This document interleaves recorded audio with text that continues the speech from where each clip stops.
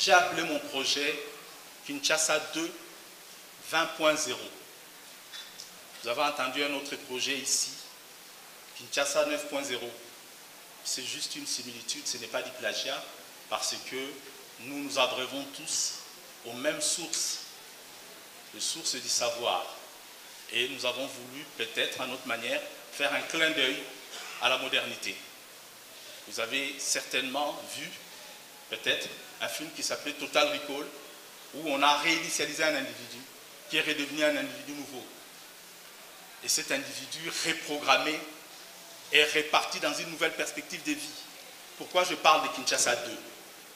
Parce qu'on est fatigué de Kinshasa 1. Le Kinshasa qui nous a vu naître, c'est Kinshasa qui nous a fait rêver.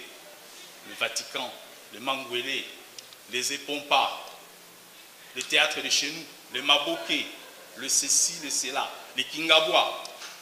Aujourd'hui, quand on parle de Kingabwa, ça évoque très clairement l'honorable Jekoko. Mais à l'époque, Kingabwa, c'était plutôt un service de prévention de la délinquance, puisqu'il s'agissait de ramasser les mineurs qui traînaient à des heures où ils ne devaient pas traîner.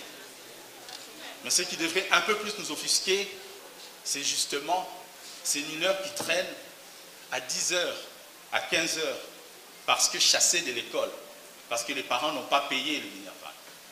Donc en dehors du premier pilier central, qui est la gouvernance éthique, je vous passe les détails. Je crois que nous tous ici, nous savons c'est quoi une gouvernance éthique. Le moins qu'on puisse dire, c'est que la gouvernance passée ne l'a pas toujours été.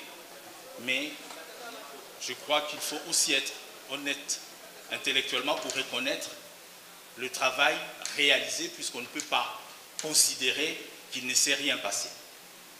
Je disais donc, gouvernance éthique, socle important de la vie en société. Le deuxième dossier que je voudrais évoquer et mettre en exergue, c'est le dossier de l'éducation. Nous voyons des enfants à 10h, à 15h en uniforme, chassés des écoles parce que les parents ne sont pas à mesure de payer les frais. Ces enfants sont parfois en insécurité dehors parce qu'ils doivent rentrer seuls là où ils devraient être accompagnés par un adulte, ou au moins là où l'école devrait pouvoir assumer. Il sera important que la prochaine législature de la ville fasse en sorte que ces projets d'une école sanctuarisée, comme disait François Bayrou, soient réellement mis en place pour que les enfants soient protégés. Parce que nous avons remarqué une chose, lorsqu'un enfant est chassé de l'école, il finit toujours par payer. Mais le jour où il finit par payer, il n'y a pas de cours de rattrapage. Ce qu'il a raté, il l'a raté définitivement.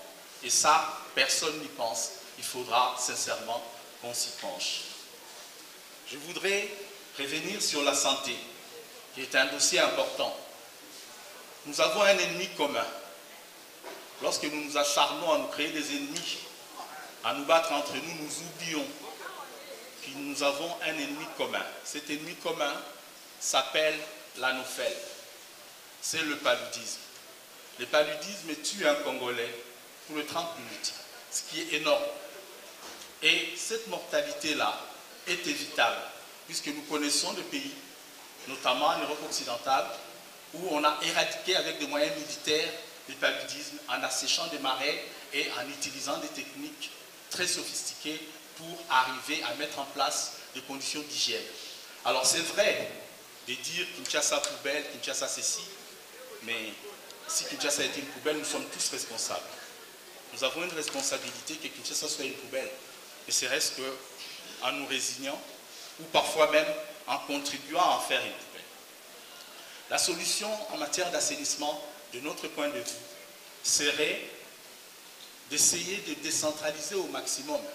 On voit dans d'autres pays des supermarchés se doter d'incinérateurs pour gérer les déchets produits dans un périmètre donné. Pourquoi aller jusqu'en Passa et avec quels moyens? Nous savons que ces services-là ne fonctionnent pas. Il faudra repenser notre stratégie de collecte des déchets. J'ai entendu de très belles choses ici, notamment par rapport à la révalorisation de ces déchets. C'est très bien, il faut pouvoir le chiffrer, être réaliste et voir si on ne peut pas. Moi, je pense que c'est peut-être une des pistes de solutions que nous devrions nous rapprocher un peu plus de là où nous produisons du déchet, c'est-à-dire de chez nous. Lorsqu'on n'a déjà pas de poubelles chez nous, à la maison, pour mettre des déchets, à plus forte raison, comment les acheminer jusqu'en Passa, quand vous habitez par exemple Matete, Lemba, Kassavou. Donc il y a une réflexion à avoir sans a priori, sans forcément se positionner par rapport aux autres, mais essayer d'innover ensemble.